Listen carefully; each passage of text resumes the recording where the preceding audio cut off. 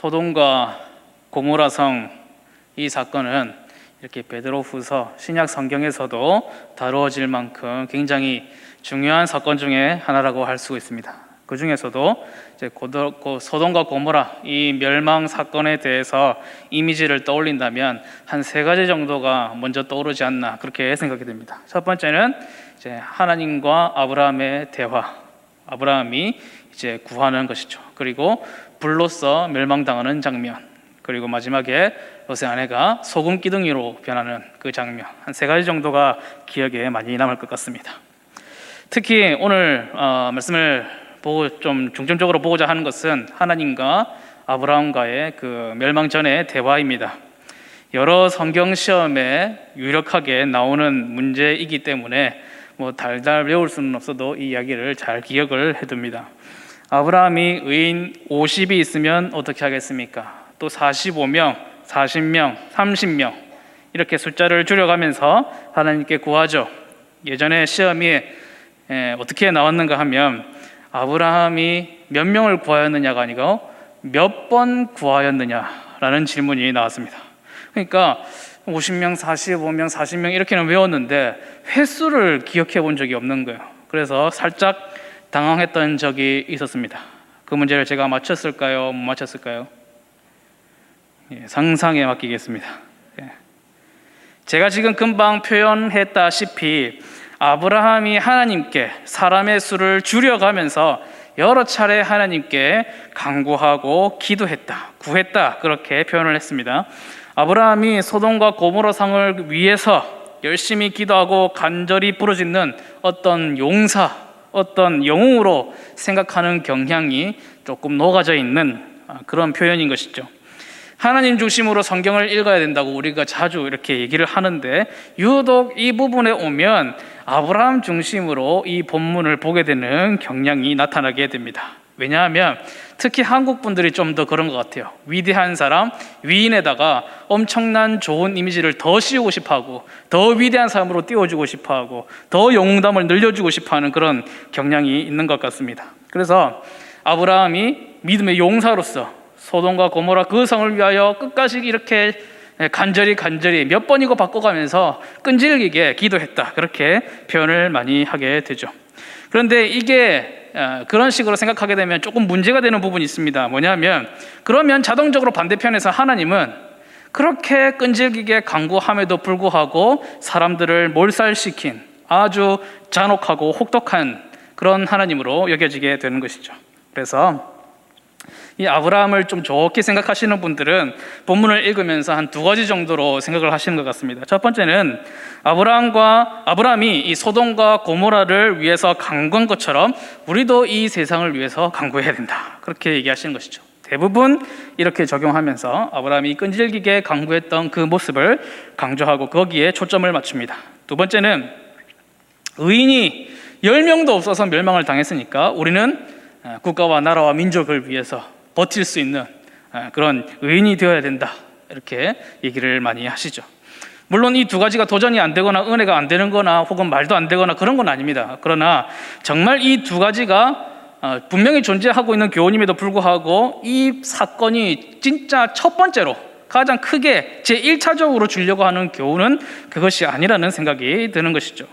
정말 이 드라마 같은 상황을 이해하기 위해서는 이 드라마의 주인공의 그 입장으로 싹 들어가 봐야 됩니다. 감히 하나님의 입장을 생각해 보기가 어려우면 오늘 다른 등장인물인 아브라함의 입장에서 완전히 딱 들어가 가지고 이 주위를 살펴볼 수 있어야 되겠죠.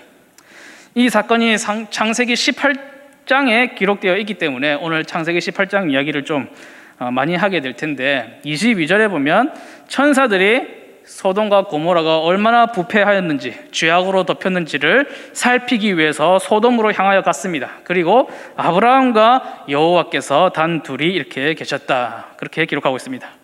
이미 하나님은 소돔과 고모라를 심판하실 것이다, 멸망할 것이다 라는 것을 아브라함에게 일러주신 상태였습니다. 이때 그 이야기를 들은 아브라함이 하나님께 여쭙는 것이 23절 말씀입니다. 23절 말씀을 제가 읽어드리면 아브라함이 가까이 나아가 이르되 주께서 의인을 악인과 함께 멸하려 하시나이까 그렇게 묻습니다.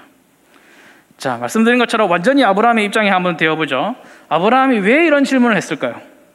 우리가 쉽게 적용해왔던 그런 이해를 하는 방향으로 모두 생각을 해보면, 첫 번째로 아브라함이 세상을 구하기 위해서 끈질기게 간구하는 그런 기도의 용사였다. 그것이 이 본문의 어떤 이 사건의 어떤 주제였다면, 아브라함이 하나님께 뭐라고 해야 됐을까요? 하나님, 소돔과 고모라를 용서해 주십시오. 제 얼굴을 봐서라도, 저기 살고 있는 롯을 봐서라도 한 번만 용서해 주시고 조금 더 참아 주시고, 내가 한번 어떻게 저 사람들을 한번 해보겠습니다. 하나님의 말씀을 한번 증거해 보겠습니다. 이렇게 해야 되지 않겠습니까? 아니면 우리가 멸망당하지 않도록 10명의 수를 채우는 의인이 되자라고 하는 적용이 되려면 뭐라고 아브라함이 얘기를 해야 되냐면, 하나님, 의인 몇 명 되면 한번 봐주시겠습니까? 먼저 제시를 하는 거죠. 자기가 10명 이렇게 할 필요도 없어요. 하나님께서 2명 얘기할지도 모르잖아요, 그죠? 그러니까 몇 명 되면, 도대체 몇 명을 찾으면 한번 봐주시겠습니까? 내가 한번 눈을 그냥 치켜뜨고 한번 찾아보겠습니다. 그렇게 이제 하나님과 이제 얘기를 해봐야 되는 것이죠. 아브라함은 믿음의 조상이고 고상한 사람이라서 그 말을 좀 돌려 한 것뿐이지 어렵게 말한 것이겠지라고 생각할 수 있지만, 아브라함의 질문을 좀 쉽게 얘기하면 이렇습니다. 주님, 어떻게 악인과 의인을 함께 멸한답니까? 그렇게 처우하시는 것은, 그렇게 하시는 것은 옳지 않습니다. 어떻게 그런 분이, 하나님이 그런 분이셨습니까? 그렇게 하는 거죠. 전혀 다른 얘기입니다.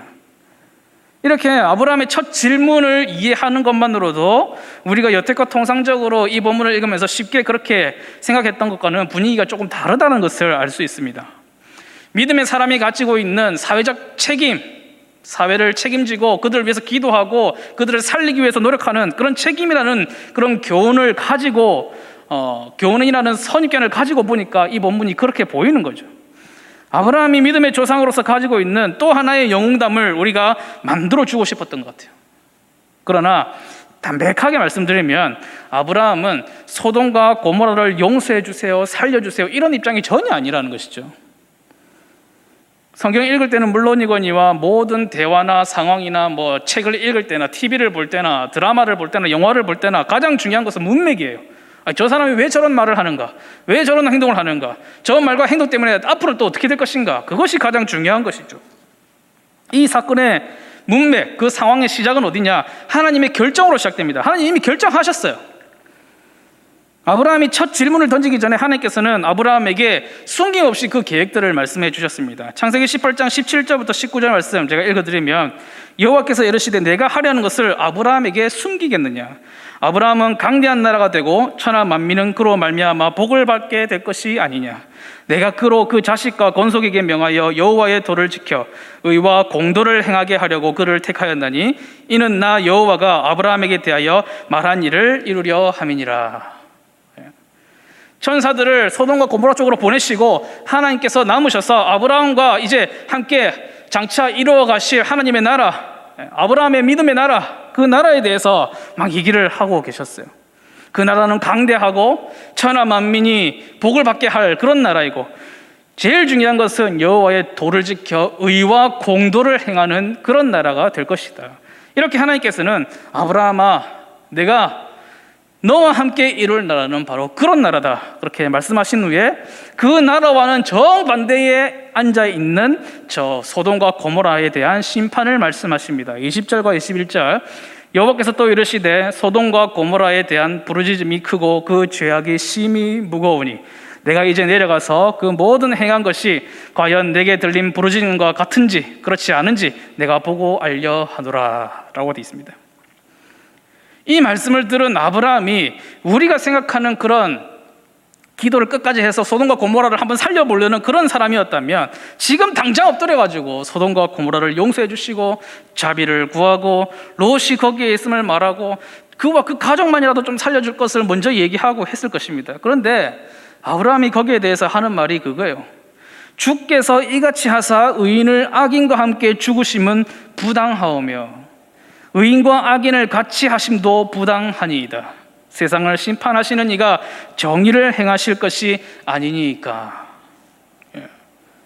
조금 표현을 우리 지금 현대말로 바꿔서 말하면 하나님 어떻게 악인과 의인을 함께 멸망시키신단 말입니까? 그것은 부당합니다. 그건 잘못됐습니다. 그렇게 하면 안 됩니다. 그 믿음의 조상 아브라함이 왜 우리와는 전혀 우리 생각과는 달라서 그들을 위한 용서와 자비를 구하지 않고 이런 말을 한 것인가? 좀 다른 차원이라서 그런가? 그것은 아브라함이 방금 하나님께서 직접 하셨다 말씀하고 또 소돔과 고모라에 대해서 하는 얘기랑 너무 이제 안 맞는 거, 일치가 안 되는 것을 발견했기 때문입니다. 하나님께서 아브라함에게 무슨 나라를 세운다고 하셨느냐? 의와 공도의 나라를 세우겠다, 그렇게 말씀을 하셨는데, 아니 어떻게 지금 소돔과 고모라에 있는 의인과 악인을 함께 멸하신단 말입니까? 그것은 의도 아니고 정의도 아니고 공도도 아닙니다. 분명 그곳에는 의인도 함께 살고 있을 것인데 그들과 같이 멸하시면 어떻게 의와 공도를 앞으로 우리가 얘기할 수가 있겠습니까? 여기에 불이치를 발견한 것이죠. 그래서 아브라함이 이것 때문에 하나님께 질문한 거예요. 사실은 소돔과 고모라, 아브라함이 소돔과 고모라에 의인이 있다고 생각하고 질문한 이유는 롯이 살고 있었기 때문이죠. 적어도 롯이 있으니까 그 사람의 영향력을 받은 의인이 더 있을 수도 있고 자신이 모르는 의인들이 좀 있을 수도 있고, 어쨌든 오늘 본문 말씀 롯에 대하여 이렇게 말하고 있습니다. 무법한 자들의 음행한 행실로 말미암아 고통당하는 의로운 롯을 건지셨으니, 2장 7절 말씀이죠. 의로운 사람 롯이라고 평가를 하고 있습니다. 우리가 조금 아브라함과 얘기 다 조금 그런 게 있었을 때, 알력이 있었을 때에 자기가 좋은 거 선택하고 또 소돔과 고모라를 빠져나올 때도 뒤로 돌아보고는 가족이 있었고, 그런 것 때문에 조금 안 좋게 보는 경향이 있어서 그렇지 어쨌든 하나님을 경외하고 살아가는 의인이었다는 것입니다. 그러니까 아브라함은 소돔과 고모라가 멸망한다는 얘기를 들었을 때 처음 딱 머릿속에 들었던 생각은, 소돔에도 의인이 있을 텐데 어떻게 그거를 한꺼번에 그냥 다 죽이신단 말인가? 그런 일이 어떻게 가능한가? 사실 진짜 솔직하게 말씀드리면 아브라함은 소돔과 고모라의 그 멸망에는 별로 관심이 없어요. 악인들이 형벌을 받는 것은 너무나도 당연한 일이기 때문입니다. 오히려 그 악한 자들이 아직도 저렇게 오랫동안 형벌을 받지 아니하고 희희낙낙거리면서 태평하게 살고 있는 것을 아브라함이 마음에 들지 않아 했을 가능성이 훨씬 더 많죠, 사실은. 그럼에도 불구하고 소돔과 고모라의 그 전체가 멸망하면 안 된다, 다 멸하시면 안 된다고 생각한 이유가 무엇이냐? 죄인과 악한 자들을 위해서가 아니라 그 중에 있을 몇 안 되는 의인들을 위하여서 아브라함이 구한 것이죠. 구약 성경 전체를 살펴보아도 성경의 인물들은 하나님께서 이방 땅이나 악인들을 치실 때 그들을 동정하거나 불쌍히 여기거나 그렇게 하지 않습니다. 하나님의 공의가 나타나는 것은 악인을 벌하실 때 나타나시기 때문이죠. 오늘 본문 베드로후서 2장 6절에 이 멸망에 대해서 무엇이라고 말씀을 하시냐면, 후세에 경건하지 아니할 자들에게 본을 삼으셨다, 그렇게 말씀을 하십니다.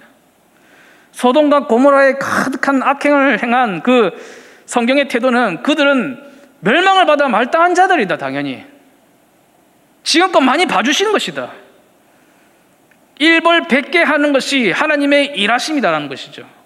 소돔과 고모라를 멸망시켜 앞으로는 다시는 이런 죄를 범하는 데에 두렵고 떨림이 있게 하겠다. 아브라함은 소돔과 고모라에 사는 많은 생명을 살리려고 하나님께 구하려고 하는 것이 아닙니다. 무고한 생명들이다, 그렇게 생각하지 않는다는 것이죠. 아브라함은 생각합니다. 하나님은 공의로우신 분이고 나를 통해서 정의와 공도를 행하는 나라를 세운다고 방금 전에 말씀하신 분인데 어떻게 의인하고 악인을 한꺼번에 죽인다고 그렇게 말씀을 하실 수가 있는가? 설마 롯이나 혹은 내가 알지 못하는 의인들도 정말 진짜 같이 죽는 것인가? 아브라함은 롯 말고는 그곳 외에 의인이 몇 명이나 있는지 전혀 알지 못했어요. 사실은 자신이 보기에도 그 큰 성에 사실은 거의 없을 것 같으니까 10명까지 막 이렇게 해본 것 아니겠습니까? 여러분들 중에서 이런 의문을 가져보신 적이 있는 분이 계실지 모르겠습니다. 저는 그런 의문을 가졌어요. 다른 건 모르겠고 10명을 구한 것은 롯과 그 가족들을 생각한 것 같은데 그 가족들이 10명이 넘을까? 그렇다 해도 그 가족들이 다 의인일 수 있을까? 하는 김에 롯을 생각한다면 그냥 하는 김에 한 명 하지, 한 명. 아니 의인이 한 명이 있으면 같이 멸하실 겁니까? 이렇게 물으면 되잖아요, 그죠?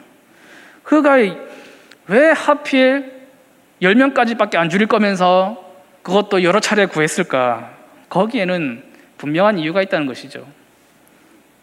아브라함은 하나님께 의인 50명이 있어도 함께 멸하시겠습니까? 그렇게 물었습니다. 그리고 23절에 했던 얘기를 또 말해요. 주께서 이같이 하사 의인과 악인을 함께 죽으시면 부당하오며 부당하니이다. 정의를 행하실 것이 아니니까. 그러니까 하나님께서는 의인 50으로 인하여 멸망시키지 않겠다, 그렇게 말씀을 하십니다. 그러면 45명이 있어도 멸망시키시겠습니까? 5명이 부족해서 멸망시키시겠습니까? 하나님은 멸망시키지 않겠다.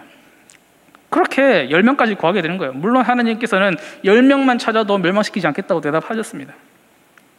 아브라함이 이렇게 하나님께 구하고 답을 얻으면서 얻은 확신이 뭘까? 10명은 찾으면 되는구나. 그거 정도야 뭐 찾을 수 있겠지. 10명 정도야 내가 안 찾을 수 있겠나. 그런 확신을 가졌을까요? 설마 10명이었겠어? 내가 강구한 보람도 없게? 그런 생각을 하고 있었을까요? 아닙니다. 10명까지 줄여본 이유는 소돔과 고모라를 위해서도 아니고 자기 친척 롯을 구하기 위해서도 아니었습니다. 1차적으로 아브라함 자신에게 확신이 필요했던 거예요. 약속이 필요했습니다. 무슨 약속과 확신이 필요했느냐? 하나님께서는 결코 악인과 의인을 함께 멸하시는 분이 아니시라는 확신이 필요했던 거예요. 그런 분 아니다. 정의와 공도가 확실하신 분이라는 그런 확신과 약속이 필요했던 것입니다. 죄인과 악인은 반드시 구분하여 멸하신다는 그 약속에 대해서 의인을 그들과 함께 멸하지 않을 것이라는 그 약속을 받아야 했던 것입니다. 그 확신과 약속을 얻은 아브라함이 집으로 돌아가게 되죠. 사랑하는 성도 여러분, 이 소돔과 고모라 성, 이 사건의 결과가 무엇이었습니까? 결국 다 멸망했습니다. 의인이라고는 10명조차 없어서 하늘로부터 비처럼 쏟아지는 불로 심판을 받게 되었습니다. 창세기 19장 25절의 말씀은 그 결과를 이렇게 기록하고 있습니다. 그 성들과 온 들과 성에 거주하는 모든 백성과 땅에 난 것이 다 엎어져 멸하셨더라. 그리고 오늘 본문이 또 말씀하시죠. 소돔과 고모라 성을 멸망하기로 정하여 재가 되게 하사 후세에 경건하지 아니할 자들에게 분을 삼으셨다. 그러나 여러분, 이것은 전체의 결과가 아닙니다. 전체의 결론이 아니에요. 중요한 사실, 어쩌면 제일 중요한 사실이 빠져 있습니다. 그것은 하나님의 공의죠. 하나님께서는 정의로우시고 공도를 행하시는 분이시다. 공의로우신 우리 아버지께서 롯을 그 멸망으로부터 구원하여 내셨다라는 사실이 제일 중요한 사실인 것입니다. 결국 아브라함이 그렇게 구하였던 하나님의 의, 하나님의 공도, 그 약속이 이루어진 것이죠. 아브라함이 그 성들을 위해서 간절히 구했는데 그 사람들이 그냥 다 죽어버려가지고 기도가 실패한 것이 아니라 하나님은 의인과 악인을 함께 멸망시키는 그런 분이 아니다라는, 롯을 구원해 주셨다는, 의인을 다르게 대우하신다는, 의인에게는 반드시 구원을 베푸신다는 그 결론, 그 응답, 그 확신을 얻은 것이죠. 오늘 이 말씀 앞에선 저와 여러분, 하나님의 공의가 이렇게 분명하신데 나 자신은 어느 쪽에 속한 사람인가, 그것을 살펴봐야 되겠죠. 내가 뭐 크게 의인은 아니지만 또 뭐 그렇게 뭐 하늘에서부터 불 떨어져 가지고 죽을 만한 그런 죄인은 아니지. 그렇게 생각하지 마시고 진지하게 반성을 해보셔야 돼요. 하나님께서 누구를 보내서 죄인인지 아닌지 판단하도록 하셨느냐? 멍청한 선목사 같은 사람 보내가지고 알아보라고 한 것이 아니고 천사를 보내어서 그 중심을 살펴라고 했습니다. 천사가 나의 중심을 살피듯이 내가 먼저 그 눈으로 내 중심을 살펴보아야 되는 것이죠. 의인이 고난을 당하고 멸시를 받고 정말 죽을 것만 같아도 그것은 하나님의 심판, 하나님의 멸망이 아닙니다. 정말 이미 멸망한 것이나 마찬가지다 라고 하는 그 상황에서도 그 의인에게는 반드시 구원이 약속되어 있습니다. 반면 악인은 그 죄가 사람 앞에서는 가리워져서 떵떵거리고 성공하고 출세한다 할지라도 결코 그것은 구원이 아닙니다. 그것은 멸망의 지름길일 뿐입니다. 악하긴 악한데 얼마나 더 악하냐, 다 죄인이지 뭐 더 얼마나 악인이냐 죄인이냐가 기준이었습니까? 그것은 구원과 멸망을 가르는 기준이 아니었습니다. 감히 오늘 말씀에 의지해서 권면을 드립니다. 죄인이 돼 조금도 죄인이 되지 마시고 조금도 흠이 없는 하나님의 어린 양, 하나님을 경외하는 의인으로서 하나님 마음에, 하나님 눈에 도장을 찍어 놓으시기를 바랍니다. 소돔과 고모라처럼 초자연적인 그런 멸망은 성경에서도 흔한 사건은 아니에요. 그런데 신약에 와서 우리는 그것과 비견될 수 있는 가장 잔인하고 강력한 멸망의 사건을 마주하게 됩니다. 마치 대홍수가 이 땅을 다 쓸어버리듯이, 하늘로부터 불비가 쏟아져서 다 태워버리듯이 한 지점에서, 한 장소에서 그 멸망이 이루어지는데, 그것이 어디였느냐 하면 골고다 언덕 위에 있는 십자가였습니다. 우리는 자신의 죄에 대해서 쉽게 용서를 구하고 싶어 합니다. 나 자신의 죄뿐만 아니라 나와 가까운 사람들의 어떤 죄들, 그리고 우리의 민족과 국가의 악행을 용서해달라고 구하죠. 그러나 기억해야 될 것은 피 흘림이 없이는 죄 사함이 없다라는 것입니다. 불비가 쏟아지는 멸망이 없이는 죄 사함이 없습니다. 대홍수가 일어나서 다 몰살시키는 그런 피 흘림이 없이는 죄 사함이 없다는 것입니다. 우리는 결코 죄를 용서받고 신자가 된 것을 가볍게 생각해서는 안 됩니다. 하나님도 불로 심판하셨고 아브라함도 마땅히 여긴 그 악인의 멸망은 지금도 그리고 앞으로도 예정이 되어 있습니다. 하나님은 악인을 결코 용납하지 아니하시고 의인을 위해서는 강한 팔을 드셔서 구원의 길로 인도하신다는 것입니다.